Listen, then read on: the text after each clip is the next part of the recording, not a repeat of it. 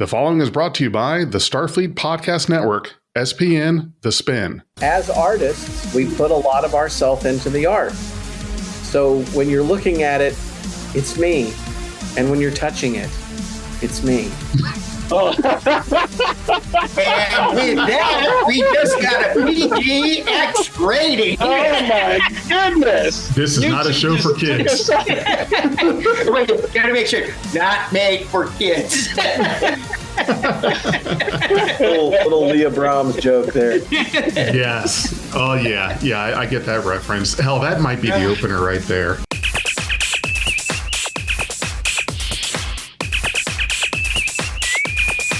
Red alert. Hey everybody, it's Big J, and in just a moment, I'll be presenting you with Cosmic Stream, a Star Trek fan production from Avalon Universe. Afterwards, please join our Critical-not-Cynical review for our discussions and reactions to the film. Without further ado, here is Cosmic Stream. Request emergency beam out for 2 passengers. I just need more time. It's an order, Commander. It's fine. Diverting life support to thrusters. Here we go. One last big push. You can do this.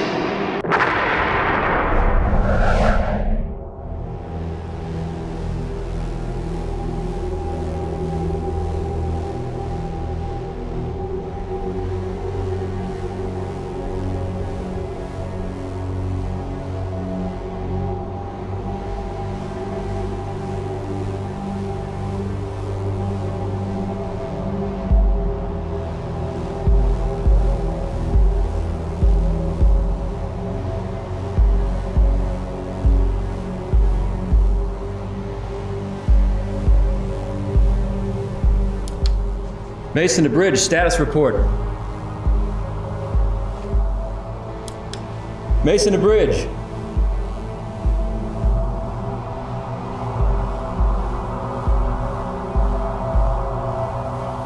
Am I dead?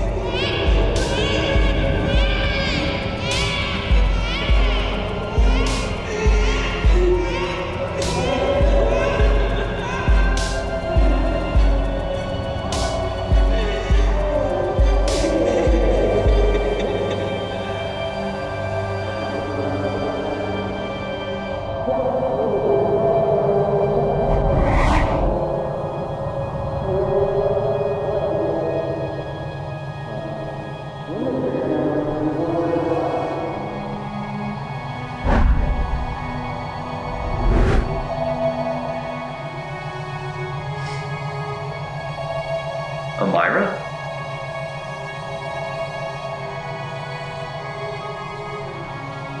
Captain?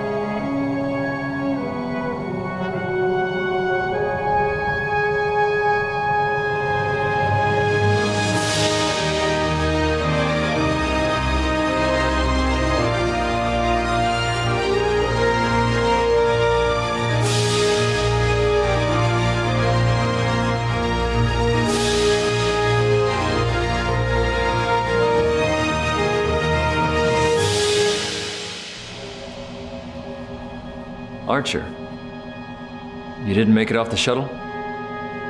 I did. You didn't. We thought you were dead. We had a memorial service. Memorial service? What are you talking about? That was like 5 minutes ago. 5 minutes. It's been almost a month. What happened? How did you get here? That's a good question. Ramirez took command of the Excalibur. We were investigating an alien outpost in the Klingon neutral zone. We were attacked, lost power. I was doing an EVA mission to try to repair the forward phaser emitters. I lost maglock. It was just a minute ago. I was floating free of the hull when I felt this energy come over me. I thought it was a disruptor blast. Mason, are we dead? I don't know, I've never died before. Who's she? Lieutenant Amira Kohler. She was my wife. The subspace one? Yeah, that one.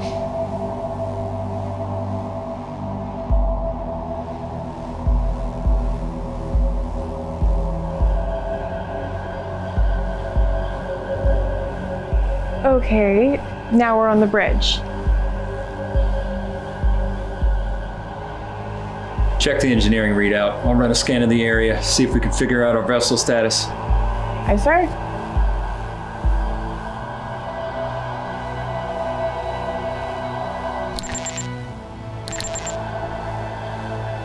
Engineering controls appear frozen, but according to these readouts, it's the exact same engine conditions as when we found the ship 6 months ago. I'm detecting a single shuttle off the starboard bow.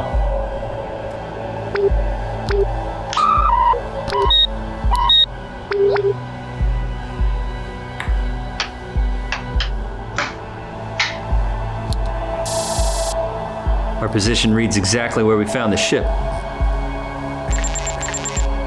We couldn't have gone back in time.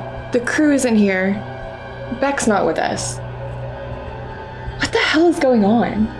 Time. It's an interesting concept. John Franklin? How could you be here? You know him? You perceive me as your consciousness chooses to. It's likely that my life form is just as strange to you as yours is to us. Here, I perceive you in a way that I understand, and you perceive me in a way that you understand. And where is here? For us, it's a vast cosmic data stream. What you think of, time, space, thought, it all converges here. It is our home. Did you bring us here? Yes. You're responsible for the trilithium spike. It happened as I came into contact with your ship. Why did you bring us here? To answer for your actions. What did we ever do to you? You took the life of a child.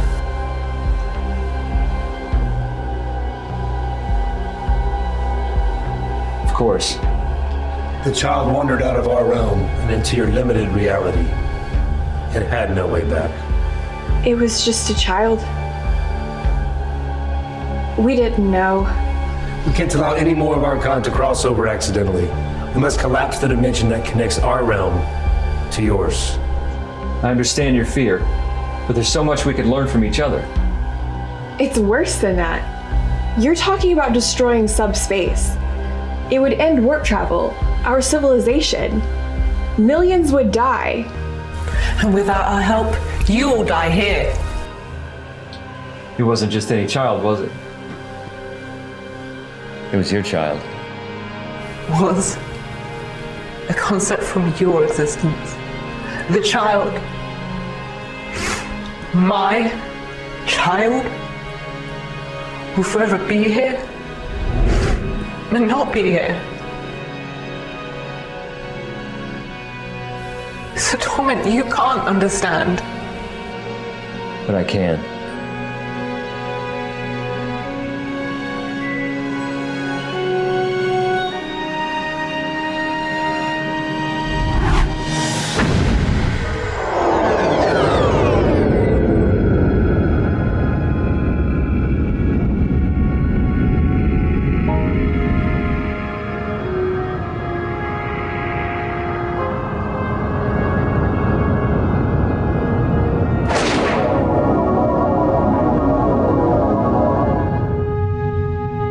You know you don't have to walk me to the turbo lift every time. Hey, I'll take every minute I can get with you. Well, at 1700 hours, I'm all yours. I'll make you the most romantic dinner the food synthesizer can synthesize. And champagne to celebrate. Maybe synthahol for you.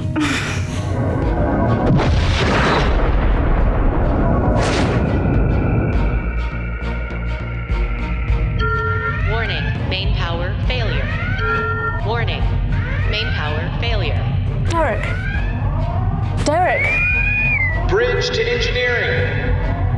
Engineering, please respond. We're detecting a coolant leak in that section. Engineering! Engineering, respond! More than anti-containment fields failing. Containment strength 98%.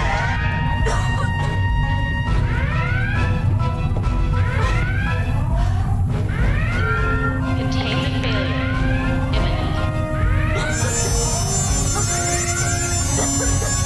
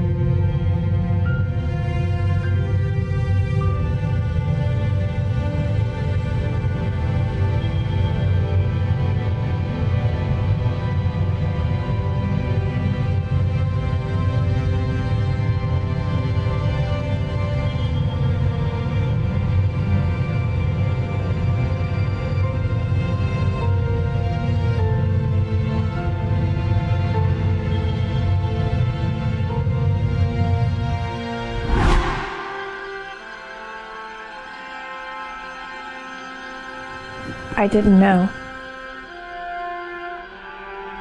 All is shared here. Then let us share ourselves with you. Know us before you destroy us. Don't make the same mistake we did.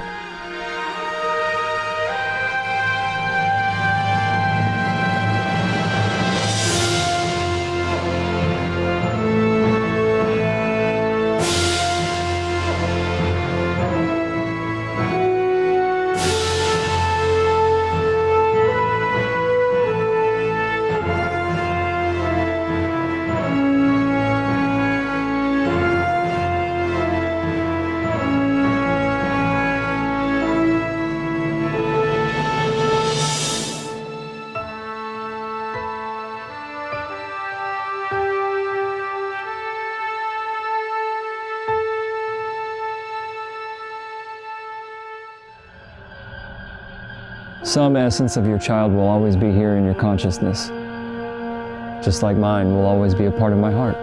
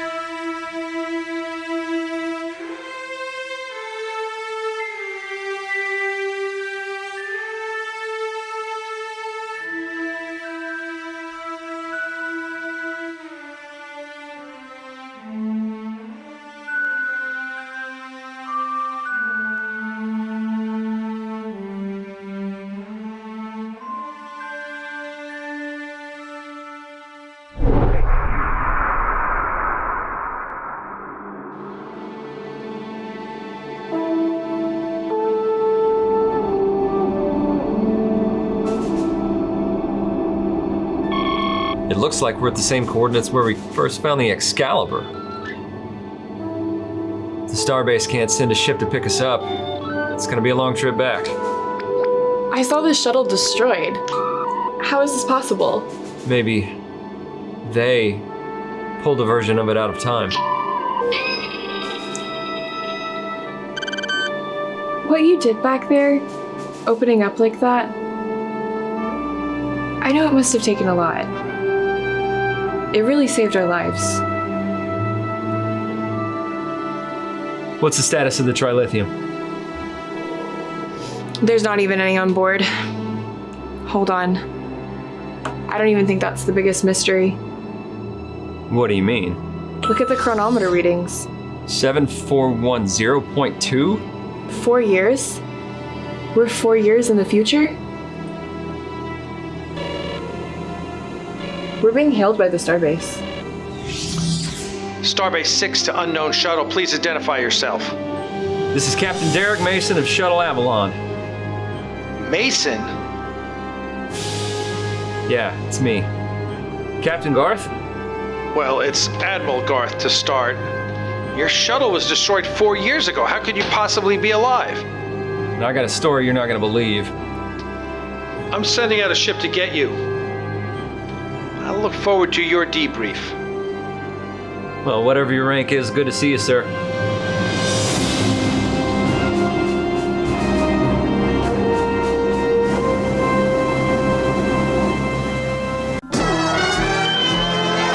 Welcome back to Critical Not Cynical. I am Big J, along with Nico, V-Man, Frank, and our special guest, Joshua Irwin. I'm sorry. I do the same thing to you that people do to me. I tell them, hi, my name's Jefferson. Oh, do you go by Jeff? No, that's not how I just introduced myself. Like, I do either one, so it's fine. You do either one. Okay. Okay, great. Yeah. So you'll have to chastise me later on that one. But we just watched your film a little bit ago, and this is the first question that I want to ask you about that, about Cosmic Stream. And this may sound like kind of a technical related question, but it's probably one of those things that it's harder to do possibly than how it looks. But how did you get the entire film to kind of have that halo, we're in heaven sort of look?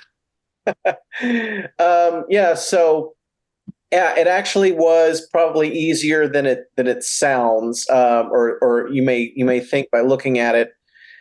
It's essentially, you have a tracks. When you edit video, you have tracks, you have layers. Yep. And so I had, on the first layer was all of the shots from the film, like whatever basically the edited version of the story. And then what I did was I duplicated that on another track on top of the first track.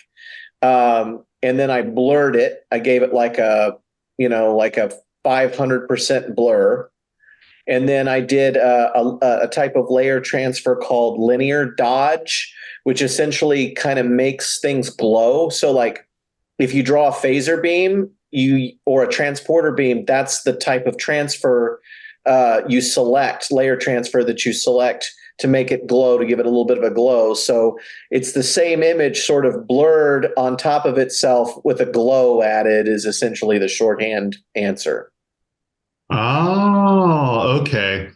Yeah. I think as you're describing that, I can kind of picture in my head, if I were to try to do that, how I would do that in editing, probably in After Effects. At least that's when I'm doing video editing. I do stuff like that in After Effects, and then move on to Premiere for the actual like cutting things, because each product seems to, and then Adobe Audition for the audio, it seems like each one has that function or tool that is a little easier to manage. So yeah, that makes sense now that you're saying that. Yeah, I mean, it was that easy. There was a lot of that part of the film that was inspired. Of course, we're all Niners here. We all love Deep Space Nine. And I think that if you don't see the Deep Space Nine influence on this film, you're probably not looking. There's an element that kind of comes from the whole, talking to the prophets outside of time sort of thing. But at the same time, there was like the whole Stargate SG-1, ascending to a higher level of existence, a higher plane of existence type influence. And there's actually a part where the two aliens that they're talking to sort of join hands, and then we did a lighting effect where we put a really bright light on them, and then we did kind of this white flash, and Glenn Wolfe's like, oh, so you're going to have them ascend. And I was like, yeah, that's basically what they're doing. So yeah, that's kind of where some of that influence came from. And there's no koala. Mm-hmm. Mm-hmm. No koala. Lower Decks, I think only season 1 of Lower Decks had aired when we made that film. Okay. Okay, gotcha. There was, and I want to make sure I get this question out early. It was one that you had, Nico, while we were watching the film. I had a hard time describing it. What was it you asked me? I'm trying to remember what it was now about.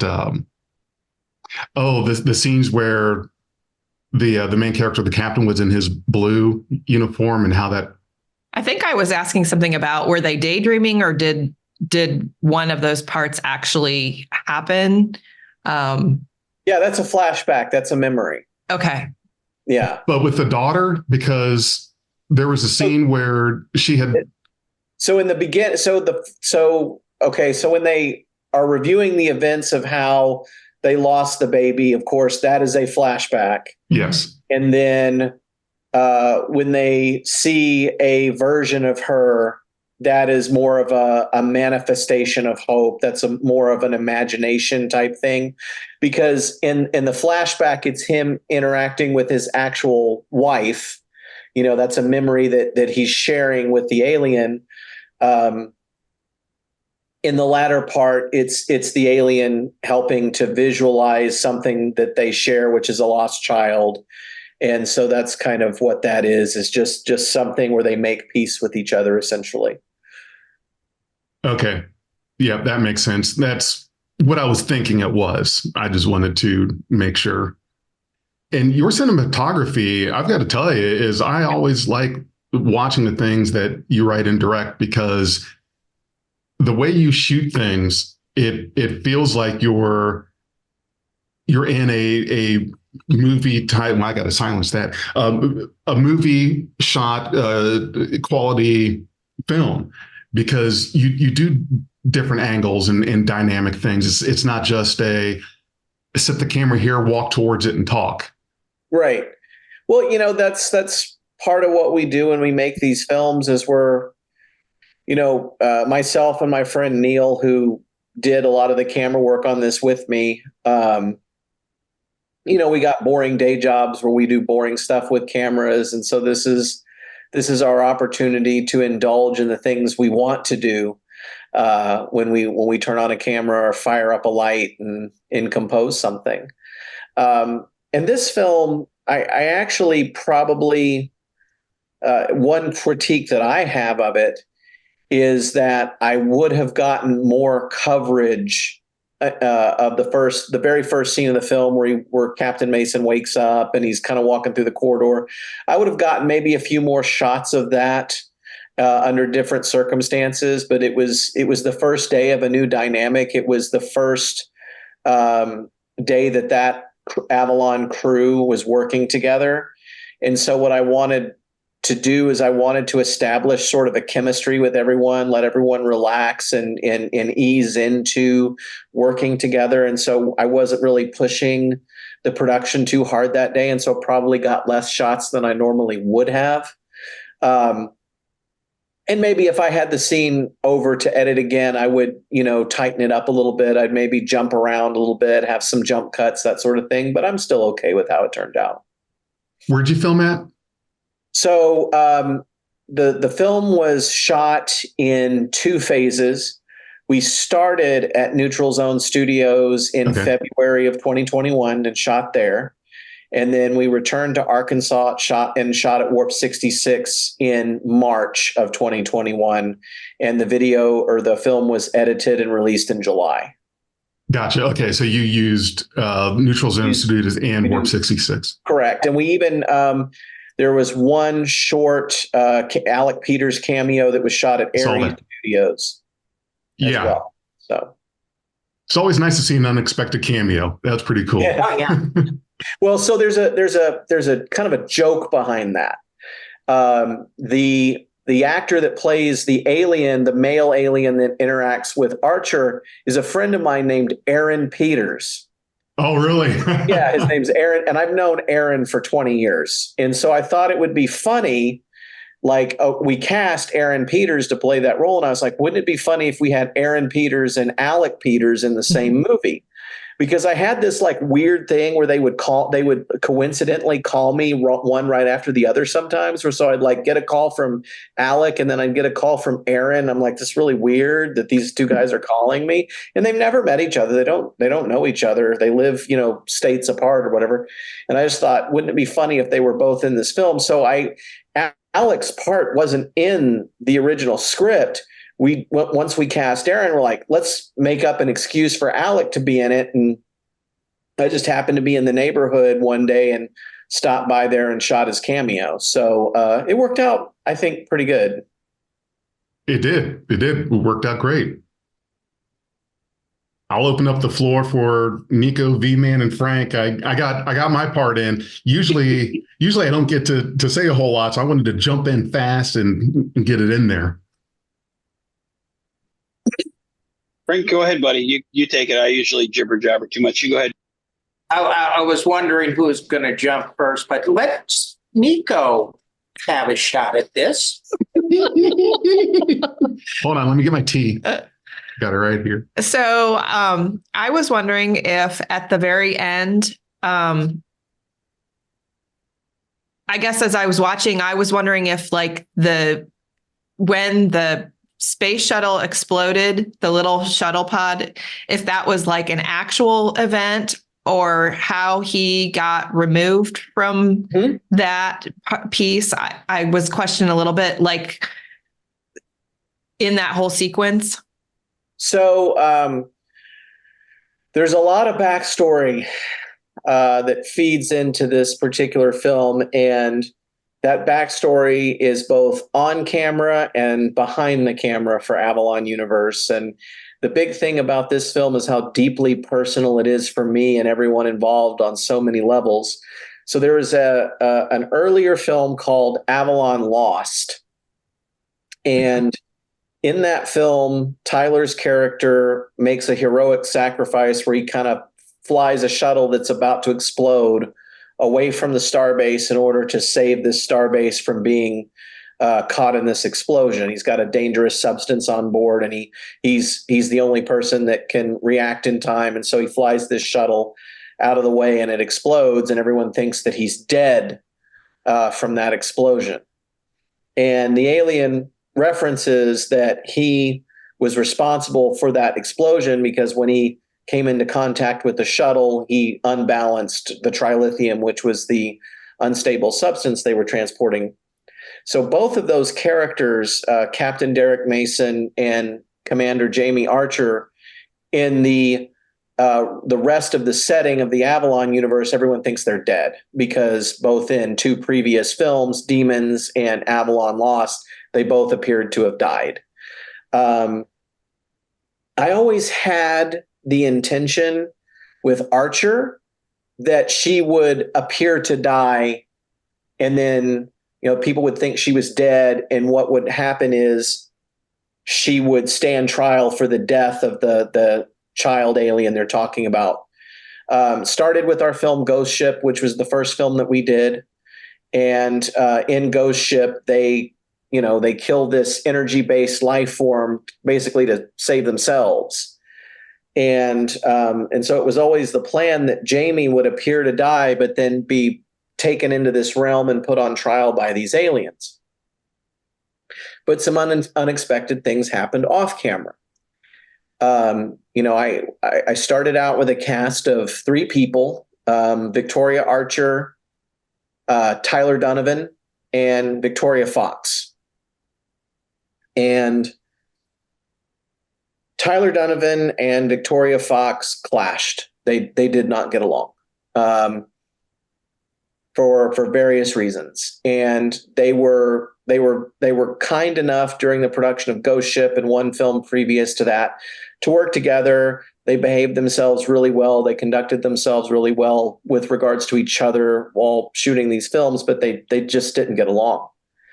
And Tyler had been one of my best friends for nearly 30 years at that point.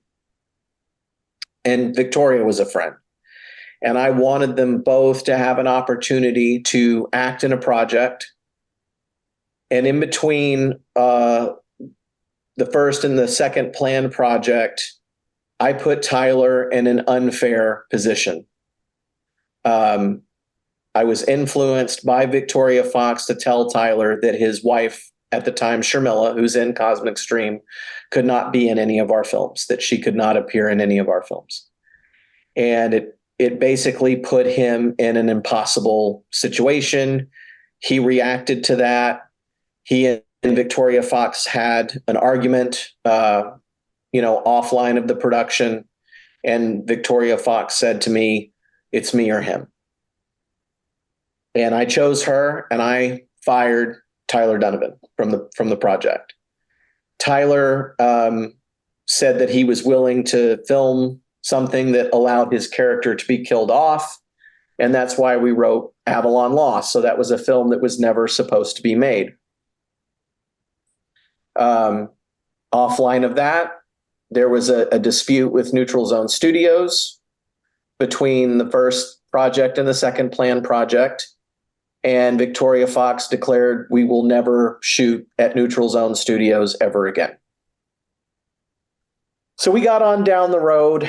The plan was for Jamie Archer to appear to have died, but go through this trial. And Victoria Fox decided, no, Jamie Archer is dying and never coming back. And we ended up in a situation where Victoria Fox became the default lead actor of the project. And it went on like that for about 1.5 years. And I came to the conclusion that I had made a mistake, that I had, fired a friend, and that, I'd killed off a character for another friend, and that I was choosing to back the wrong person. And there were a lot of things that we don't need to talk about that got us to that point, but I realized that I had made the wrong choice. And so I made the difficult decision in January of 2021 that I needed to take the situation in a new direction. I parted ways with Victoria Fox and wished her the best. And I brought Tyler Donovan back, and I said to him, "I'm sorry, I made the wrong choice." And I felt that I owed a lot of parties an apology. I owed Neutral Zone Studios an apology. I owed Tyler an apology, and I owed Sharmila an apology. And so this film was kind of the first step in kind of putting right the mistakes that I had made previously. And so it was kind of a bonding thing for my friend and I to take his wife and at the time and go down to Neutral Zone Studios and shoot there. And it was fantastic. We had a great time. The other kind of deeply personal thing about this film for me is that, I have lost a child. And so that was something that I integrated into this story. Lots of personal stuff going on. We were able to integrate Tyler's wife into a project. They divorced not too long after. Whole different story altogether, but she was at least able to be in one film. And we, for all of the drama that happened before and after, we had a really great time making it. I can kind of relate to that. And I didn't realize that you and I had that same thing in common, because I lost a daughter myself. And I know that pain that can be held, because I still hold that pain. She went to sleep and never woke up. And it just, it is a very hard thing. And thank you for sharing that, because I know to share something like that, because I don't talk about it that much, but someday I'll tell you some of the other things behind that make it even more painful. But I understand. And I just want you to know that if you ever have to talk about something like that, I'm there. I know. I appreciate that, Frank. Yeah, I mean, for us, it was a situation where the child was born not living. So, it could have been, I guess, worse than it was, but No, it's bad, no matter what the situation is. So that was a deeply personal part of the story for me. A big part of this film was about healing. It was about about admitting, that the direction that I was going in wasn't the right direction, and that there needed to be healing that took place. And that doesn't mean that I immediately started in the right direction. I made a lot of mistakes after that, but they were my mistakes to make. You and I, this is the first time I'm going to actually speak on the subject. You and I were at odds for a year and a half. Mm-hmm. Not for our own choosing, but because of when someone pits friend against friend and then stands back and just sows the seed of doubt. Like you said, it was your mistake to make for whatever faults were in this film. I love the film. I'm not in it, and I love it. No, it's not as good as supposed to mean. You're not in it. You don't love it. You knew I was going to jump on that. I can tell you. Yeah. Anything to entice you, Frank. But no, like it's one of those things where watching this film, there's so much symbolism in the film, from seeing you and Tyler reunite on a lot of fronts, to seeing the background of a character who so many people loved. And that's not to degrade Chuck on any sense, because I do love Chuck. I think he's a wonderful person. I think his character's a good captain, good character. And I'm still holding out hope that one day we'll see him back in an Avalon film. Fingers crossed for once and future captain. But it felt like a Josh film. And I do enjoy this. And my point of me not being in the film, I do enjoy this one, because usually when you watch a film, you that you're in, you kind of look for all the Easter eggs, and you're like, oh, I love this. But I watch this and I'm like, I see my friend Josh in this. I see my friend Tyler in this. I see the Easter eggs that are dropped. I see the character development. I see all these little things, and I see the reason behind it. And having gone through a year or year and a half of the behind the scene bullshit that we went through together, and knowing the butting of the heads that you and I had done, and coming through those fires together. Because, ultimately it boiled down to, me writing a note, for me personally, writing a note, then leaving it off, being like, here you go, prove it. And then nothing ever being said. And then me going, hey, Josh, fuck this. Let's do this. And then seeing you do this thing and just work your magic, man. I love this film because it's you proving yourself right, and this other person never being able to prove themselves right at all, and just emptiness, man. And I love this film, dude, because you're giving such a great backstory to a character that so many people love, and a friend in Tyler that I respect, I love, I adore. Such a quirky guy. And then later on, having got, what's that now? I said that he is. I got the pleasure of working with him. About a year ago now. Jeez, it's been a long time. But yeah, he's a great guy, funny guy. And he's full of stories. Full of humor, full of stories. And give you a shirt off his back. And anyone that knows Josh knows he's the same way. But then later on, having got to work with Victoria, it's like I had no idea that she was so cool. And then getting to watch the film again, just being like, man, these two characters, they make you appreciate the person even more that they are. And I think that's one of the things that is great about fan films is you get to know the actors behind the characters. and you get to appreciate the stories more because there's a lot of real life behind the stories, and more so than regular Star Trek that's on TV, where every once in a while you get to see a story where you're like, oh, I relate to that.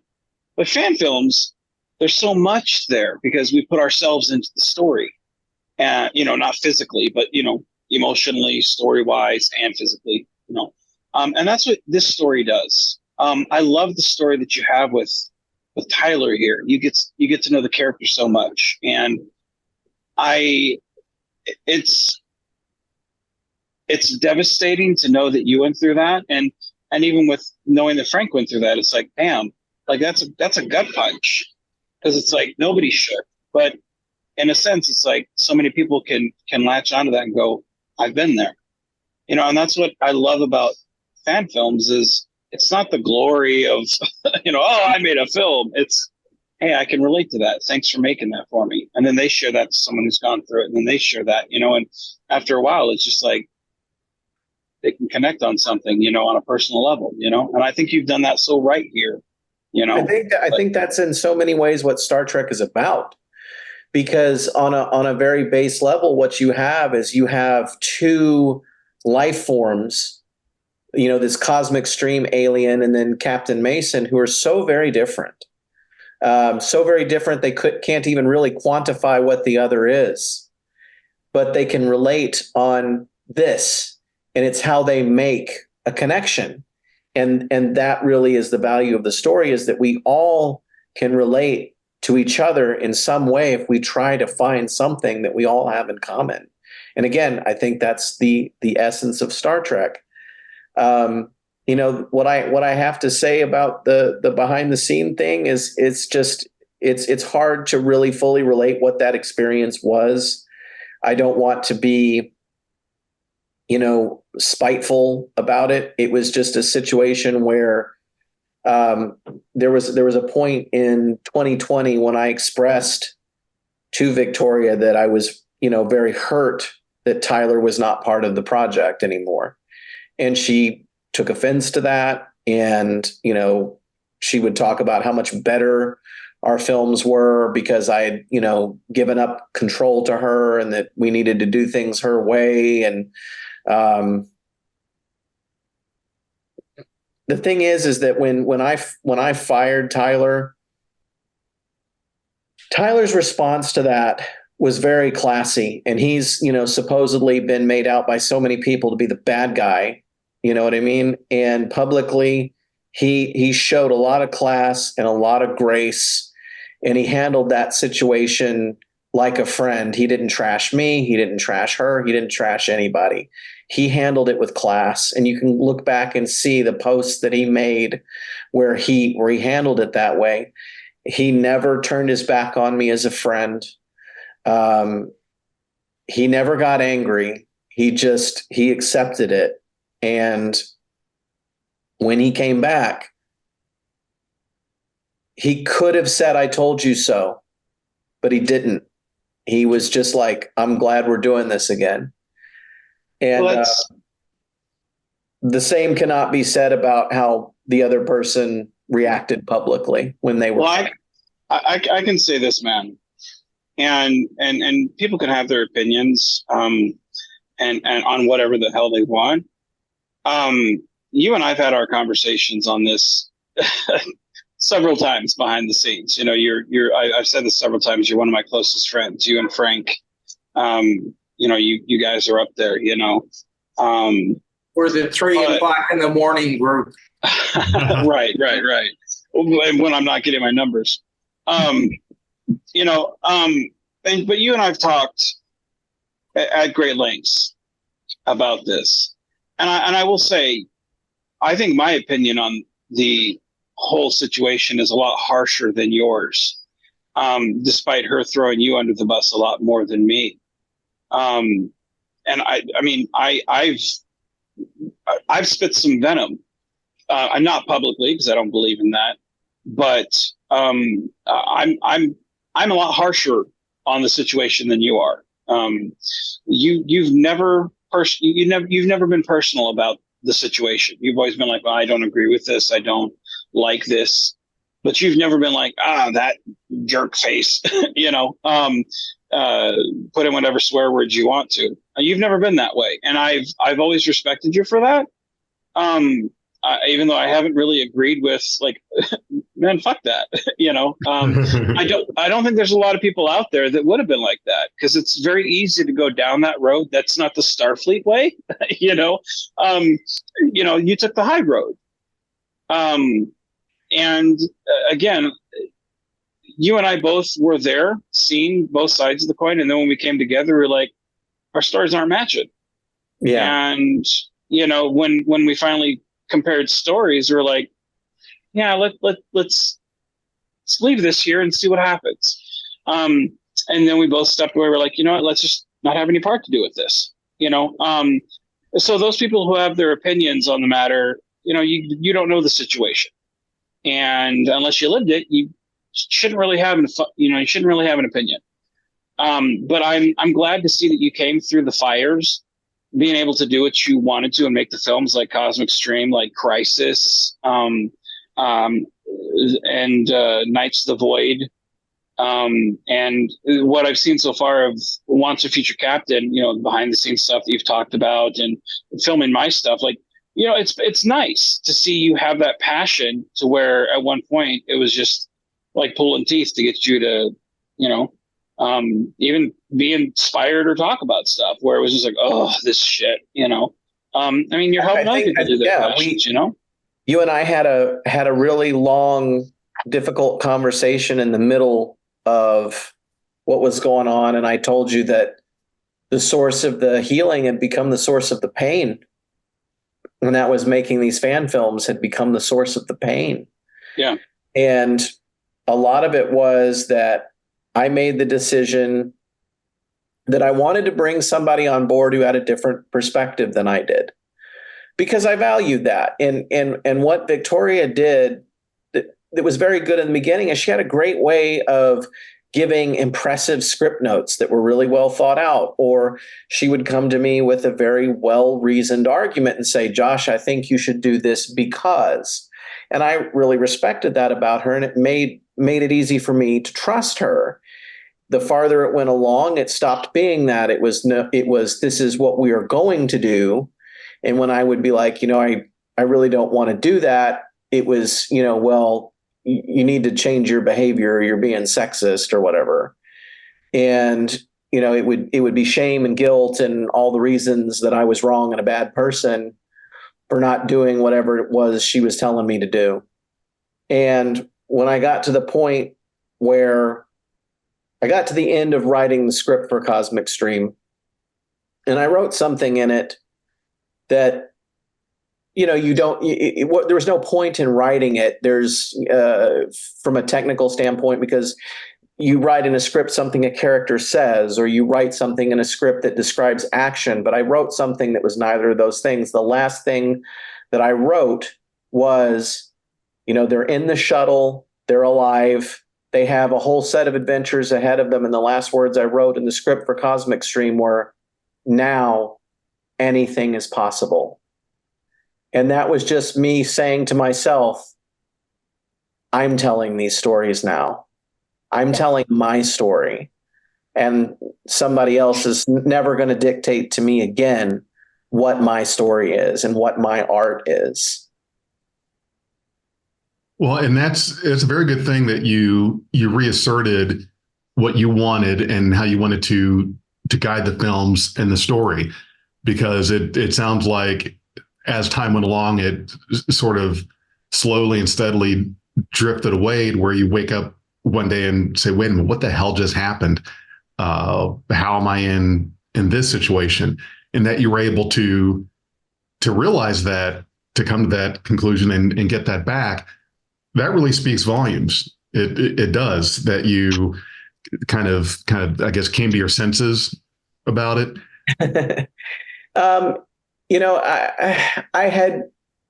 had known for almost a year that just something wasn't right, that this isn't the way that people who trust each other and are friends deal with each other. Like, there's something about this that's not right. It's like nothing I could say or do was was correct. It was like I was grasping at straws.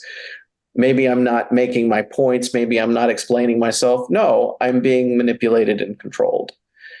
And it took me a while to face that was what was going on. And there was a point where we had a conversation where we were arguing about a lighting effect in Air and Darkness. And I remember saying to her, I spent $11,000 on this movie and I can't even do a lighting effect that I want to do. And she basically said to me that I had no right to use Avalon Universe as an outlet for my own personal creativity, that I had no right to do it because there were quote unquote other people involved. And because they were involved, I had to do what they wanted to do, meaning her. And it was just kind of at that point where I realized I'm wasting my time with this. This person does not care. They're not interested in a situation where we're collaborating and we're both trying to find a way to get what we need creatively out of this to make ourselves better artists. I needed certain things to be a better artist. She needed certain things to be a better artist. And somehow it had become all about, I needed to give away whatever it was I needed and sit down and shut up and let her have what she needed. And I'm like, well, that's fine if she needs opportunities to direct films or act in films. I'm sure she can find those somewhere else. I'm not going to pay for it anymore. And that's the thing. Real friendship, man. I mean, you and I both know the behind the scenes drama of fan films. It never seems to go. Even good old Big J there has been. He's learned some. I've seen a little bit. He didn't make it a week before there was drama coming in. Didn't make it a week. But that's thing. Like even with the barrage of bullshit behind the fan film drama, which ultimately there really shouldn't be, because it's like we're at the end of the day, none of us are anybody. We're just fans. That are trying to make a fucking film. Fun. But well, you're the only one that's professional. I mean, look at that wig, Frank. That's real. It looks so real. So oh god, that's sexy as hell. Oh, I forgot that was a wig. Donna's a lucky man, Frank. I meant Donna has a lucky man. Wait, Josh has seen this wig before. Mm-hmm. That's right, and it will be coming out on an Avalon film or two of them. Yeah, two of them. I had the film in two. I had the wig in two of them. You're in two films, yeah. Oh wow. Okay. Oh wow. One hopefully coming out in the next few weeks. I hope. I want to see that, so I can say, Vance, can you sign this film for me? Dude, my goal, Frank, ultimately is to have one of your pictures and then I sign it. That is ultimately, that would be an awesome thing, That's right. I've got one of Mr. Magoo. There you go.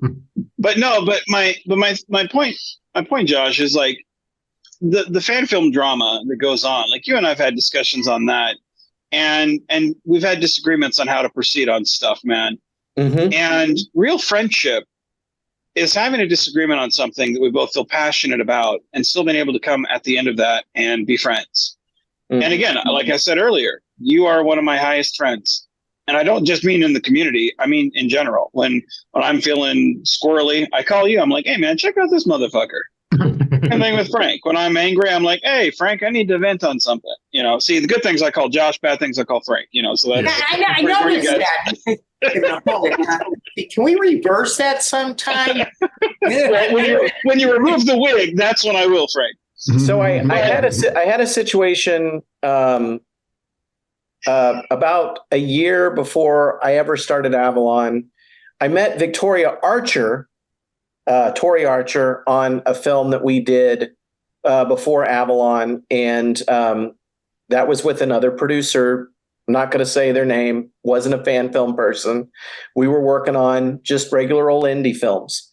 And so I was working with this one producer who was an older lady, and I was working with a younger man who's a friend of mine named Michael Morrison.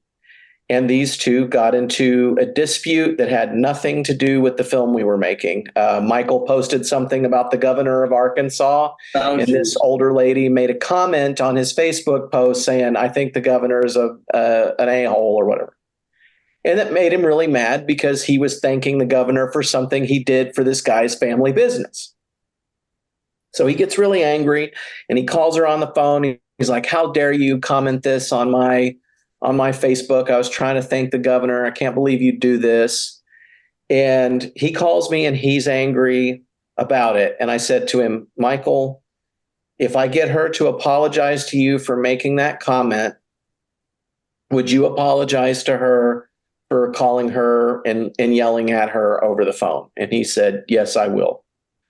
So I called her and I said, if you will apologize to Michael for making this comment, he's willing to apologize to you for yelling at you. And she said, I'm not going to apologize to him. I think the governor's a son of a bitch. And I was like, you're missing the point. Right. This is not about that. We're trying to heal a friendship here. Would you be willing to apologize? And she's like, I'm not apologizing to him. He's a nobody and blah, blah, blah, blah, blah. And I said, why do you have to constantly start fights with people? We went to Location Scout, a restaurant to shoot in, and you got in a fight with the restaurant manager 5 seconds after we walked in. It was completely unnecessary. We're going there to try and get permission to shoot. You're getting in a fight over you're having your dog or something. And she's like, listen, that's my town. And at this point, I realized I'm talking to a wall. I'm talking to a wall. This person has no interest in what their relationship is with the people they're working with. They're just about whatever they think is important. And so I hung up on that person and I never spoke to her again. And I sent a text message to both of these people. And I said, guys, if you can't work together and work out your arguments, you cannot work together on a film project. And I don't want you guys to work on my film. And from him, I got I'm very sorry. I didn't mean for that to happen. And from her, I got a lecture about how the other guy's an amateur and a moron. And I'm still friends with him. Yeah, I was going to say, I can tell who you're still friends with. And so that's what has to happen for me to get to a point where I don't want to try and work with someone to salvage a friendship. That's what has to happen. I have to get to a point where I realize I'm talking to a wall. This other person is unwilling to even try. And that's when I decide, okay, I'm moving on with my life. Now, look, I have no need to start an I hate this person Facebook group or anything like that. But I just move on with my life. And Star Trek. Would you like me to start it for you? Look, here's the thing. What was Gene Roddenberry's biggest thing about Star Trek? IDIC.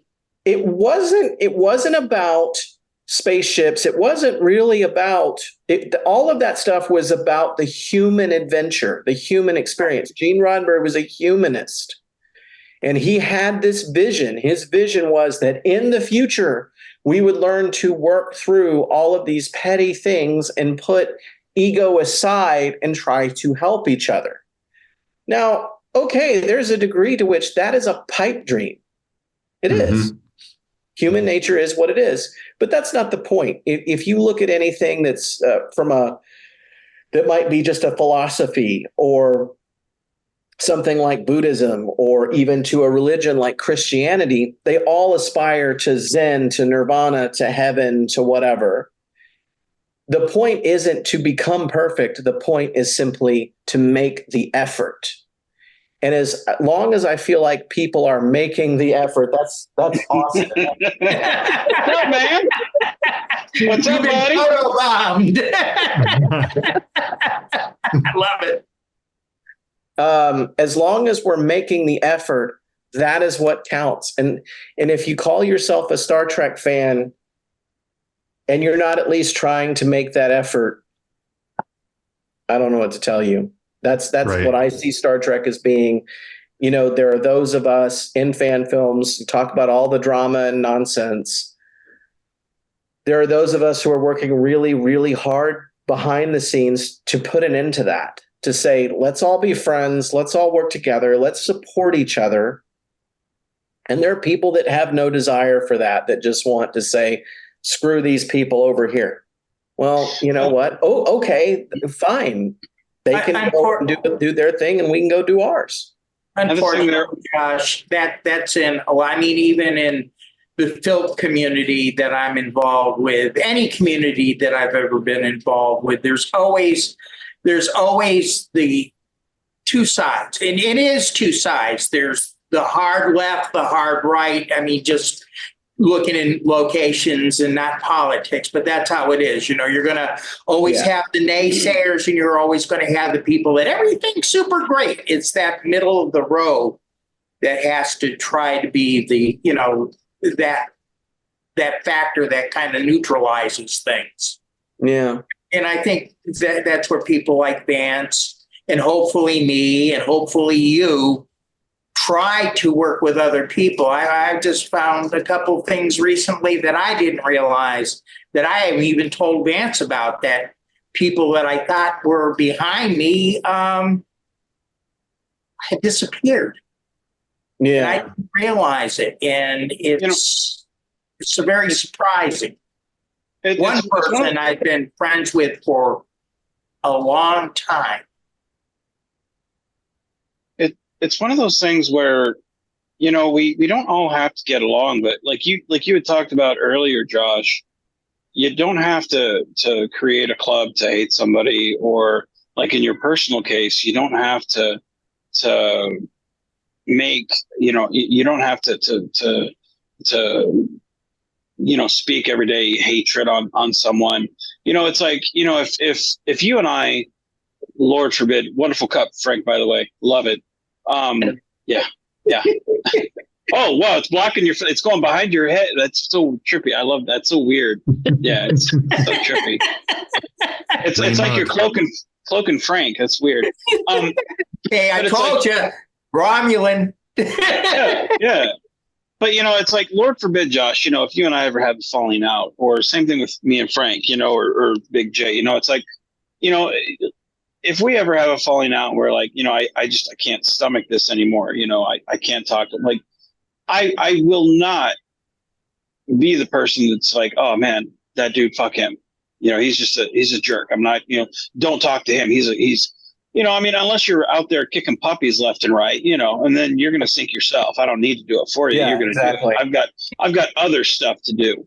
And there are people out there that do acquire that type of reputation, and those are usually criminal offenses. And you can say, hey, check out this. You may not want to, but, on a personal side, if you're somebody that I'm just like, I don't personally care for this person, I don't need to run you down. And that's where I feel like the social media thing is kind of not a good thing for those people, where they sit online and they have nothing but time, or they're like, oh, check out Big J, or check out Vance, or check out Josh, or check out so-and-so. It's like, substitute the name for whoever, and that's their go-to. And then if that person's not there, they're like, oh, who else can I find? And that it's not good, and that's not healthy. It's like, instead of finding a way to build up themselves and build up others around them, they're like, how can I tear someone down? And it's like, that's not the way to be. Because it's like, if that was the way to be, we never would have found someone like Big J, because it's like, with him reaching out to us, well, hey, we're now doing Critical-not-Cynical again, which was 2 years after we stopped doing the last show, Frank, I think it was. At least. Yeah. I'll have to go back and check that. Yeah. But it's like, with us being positive, I'm like, man, maybe we should redo this again. And then it's like reconnecting with old friends, and then him connecting and him finding the passion of doing fan films. It's like, that's what positive reinforcement does, instead of how can we tear others down, and it's like, that just never gets you anywhere. And it's not that we're trying to be better, or that we are better, or it's just, that's the way to be. Because it's like, we all have kids, and that's what we're trying to be for them, build their world up, and it's just, I don't know, like seeing this film Cosmic Stream, is very symbolic of that building up of something better. And then the films that come after, I mean, it just gets better and better and better. And I can't wait to see where you're taking Avalon, man. It's just good stuff, man. It's just good stuff. Well, Avalon, now to be clear, because one of the things that people are trying to attack Avalon about right now, the term Avalon universe refers to a setting. That's all it is. I've never tried to claim that what we're making is anything other than a Star Trek fan production. That's what it is. It is an homage to our love of Star Trek that we're doing because we want to. And I've sacrificed so many things for it to exist. I've not just the almost $100,000 that I've spent on these films, but it's thousands of hours of my time, stress, you name it, because it's been a journey. And to be honest, Cosmic Stream is only halfway back through that journey.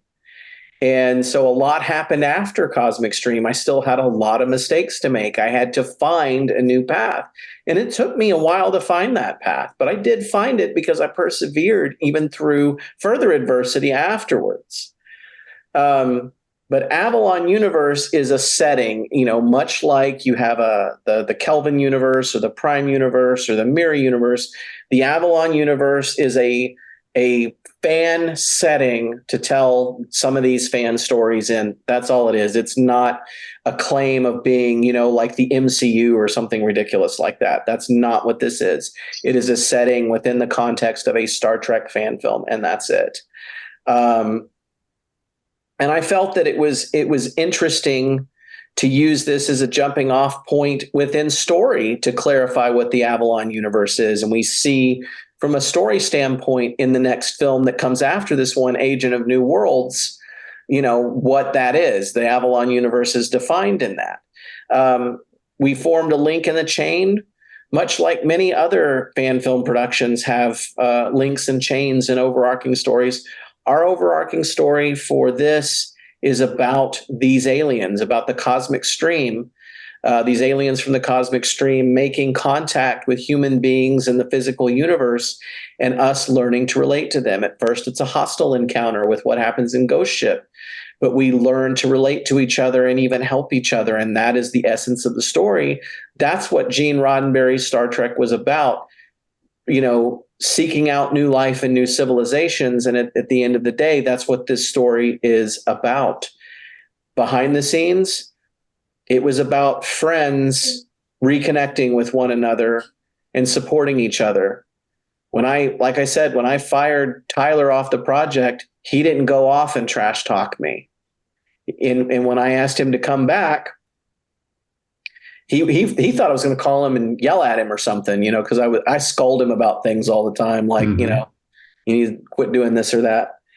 I'm his daddy sometimes, I have to call him and be his daddy, and he thought that's what I was doing. And interesting. And so I call Who's him your daddy? He's like, hey, what do you want? And I was like, I took a sucker and I twirled it and I popped it in my mouth and I said, hey, you want to go shoot a Star Trek fan film? And he put on a pair of sunglasses and he went, you son of a bitch, I'm in. And we went and made a Star Trek fan film. Awesome. And a very good one at that. Thank you. Josh, thank you so much for sitting down with us and talking. Did any of you have any closing thoughts or comments? Otherwise, I think we can wrap it up on a great film, great review. So we appreciate you sitting down with us for this edition of Critical Not Cynical. Love the behind the scenes talk and just hearing the stories on the things that we don't see as fans. We just see the finished product. We don't see what went into it to get it there. So the only last comment I'll have, and then we'll get to Frank. I apologize, Frank, is that it isn't just fan films. As Frank kind of pointed out earlier, indie film is like this. Yeah. Even Hollywood is like this. Film is just it's probably worse. I've said to many people, what we have with film is lights, camera, action. I know he's always doing that. And to have lights, camera, and action, you need somebody who wants to stand in front of the lights and the camera and do the action. And, sometimes the people that want to do that sort of thing can be kind of selfish people. And, so it kind of comes with the territory. Yeah. What I was going to say is I think that one thing Vance was saying earlier, that it's good to get back into doing critical, not cynical. What I found this time around, and I've been watching this evolve, is we're getting more into the personal lives of the people that make the films. And I think this has been very interesting as to the fact that, yeah, I want to know what you're doing creating the film, but I really want to get inside you. That's what I did with my Film Quest. Is everybody wanted to hear the movie music by filkers, and they would have their podcasts, and everybody would do the music. I wanted to get to know what made the filker tick. I want to know what makes Josh tick. I want to know what makes George Kyan tick, or Wolf. Things like that, and where their creativeness does, because not only does it feel good to hear it for everybody, I've got a selfish reason.